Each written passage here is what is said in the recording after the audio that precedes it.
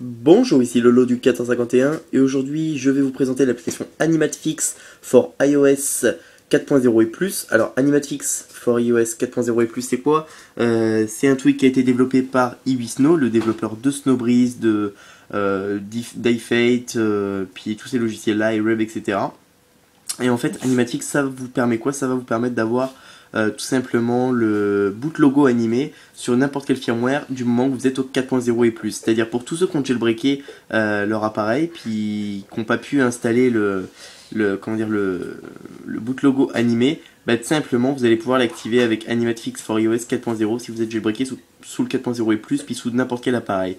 Donc ça a été développé à la suite de quoi? À la suite du jailbreak de l'iPad 2 avec Jailbreak Me 3.0 tout simplement. Puis comme on pouvait pas activer en fait on pouvait pas activer le boot logo animé sur Jailbreak Me, bah tout simplement vous allez pouvoir l'activer avec ça. Donc sur votre iPad 2 après Jailbreak Me 3.0.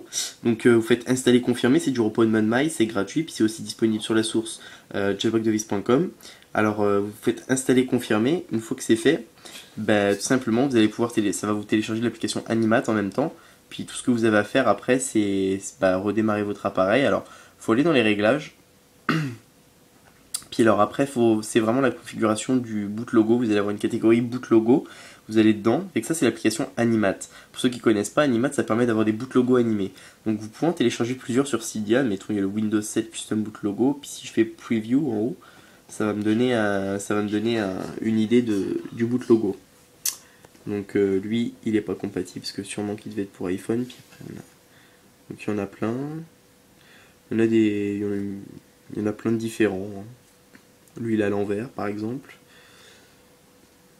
Alors, moi, personnellement, je laisse celui de la chronique des films. En fait, c'est le logo de Green Poison, puisque c'est eux qui ont inventé ça à la base.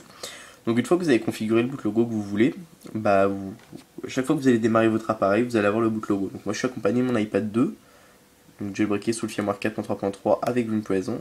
Jailbreak Me 3.0, excusez-moi. Puis, alors, si je fais un redémarrage de mon appareil, on va voir que j'ai bien le boot logo animé sur mon iPad.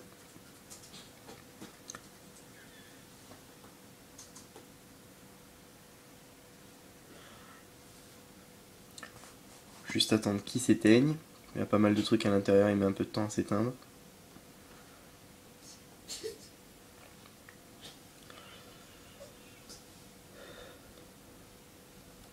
Donc là, l'appareil redémarre, puis on va voir que j'ai le boot logo animé. Simplement, comme si j'avais jailbreaké avec Snowbreeze, Resno ou Green Poison.